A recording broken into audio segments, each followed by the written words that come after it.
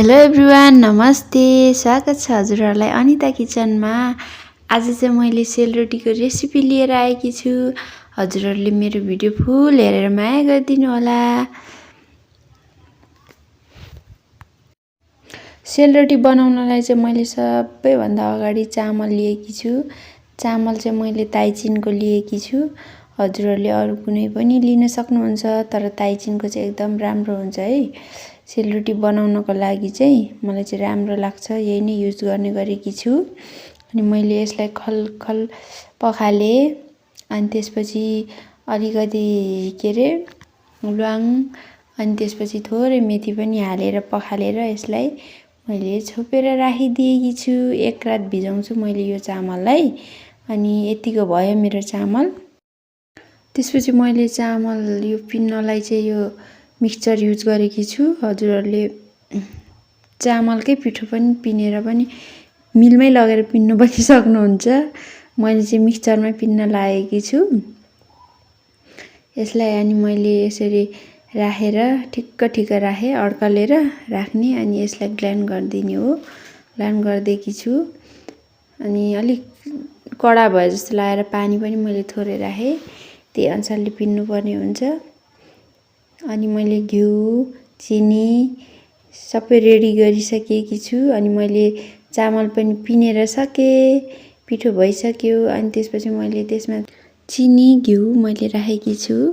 स्वाद अनुसार राख्न सक्नुहुन्छ चिनी। अनि घिउ चाहिँ मैले यति नै राखेकी छु। त्यसपछि यसलाई मजाले मोल्नु पर्ने हुन्छ हामीले। यो चामलै पिन्दाखेरि मिक्सचरमै पनि अगाडि नै घिउ र चिनी चाहिँ राखेर पिन्दा पनि मिल्ने रहेछ, तर मलाई चाहिँ यो आइडिया थाहा भएन अगाडि नै, पछि मात्रै थाहा भएको हो। हजुरहरूले त्यसरी पनि राखेर सँगसँगै पिन्नु पनि सक्नुहुन्छ। अनि मैले चाहिँ यो पछिबाट राखेर मोल्दैछु। यसलाई मजाले हामीले चाहिँ पिठो चाहिँ मोल्नुपर्ने हुन्छ। पिठो, चिनी जति धेरै मोल्यो उति रोटी चाहिँ राम्रो हुन्छ हाम्रो। अनि यतिको भयो, अलिक पातलै भएको छ, तर मैले यो एकछिन भिजाएर राख्छु। मैले चाहिँ एक रात भिजाएर राख्छु यो पिठोलाई नै। अनि भोलिसम्म चाहिँ ठिकै हुन्छ यो पिठो। सेलरोटी बनाउनको लागि एकदम ठिक हुन्छ। अहिले अलिक पातलो देखिए पनि भोलिसम्म चाहिँ अलिक ठिकै हुन्छ।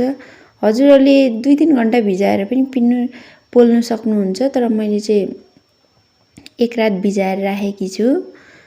सधैँ नै त्यस्तो गर्ने गरेकी छु नि त मैले।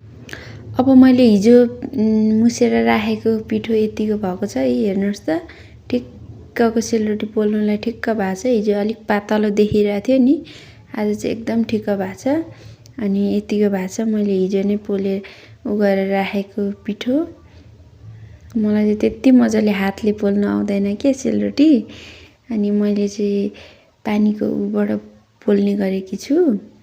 अनि हातले चाहिँ अलिक आउँदैन, त्यही भएर घुमेको छैन। यता मैले अनि कराई पनि रेडी गरेकी छु। अनि मैले चाहिँ तेल यो सनफ्लावर लिएकी छु, अमृत भन्ने। हजुरहरूले अरू कुनै पनि युज गर्न सक्नुहुन्छ। अनि यता मेरो कराई पनि तातिसकेको छ। मैले चाहिँ यति अघि मैले भने नि, मैले चाहिँ यो पानीको बोतल युज गर्ने गरेकी छु कि सेलरोटी पोल्दाखेरि हातले अलिक आउँदैन। अनि यता तेल पनि तात्यो। अब सेलरोटी स्वाई पोल्दैछु है त मैले। हेर्नुहोस् त कस्तो मजाले भयो सेलरोटी, फुलेर आयो। यसलाई मजाले फर्काइदिएँ मैले। यसलाई अलिक मजाले रातो हुने गरी पकाउँदैछु मैले चाहिँ रातो रातो राम्रो लाग्छ, मिठो लाग्छ है।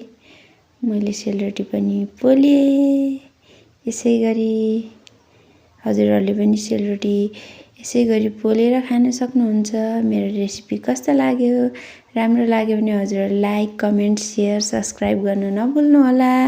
यस्तै भिडियो हेर्न चाहनुहुन्छ भने मलाई यसरी नै माया गर्नु होला।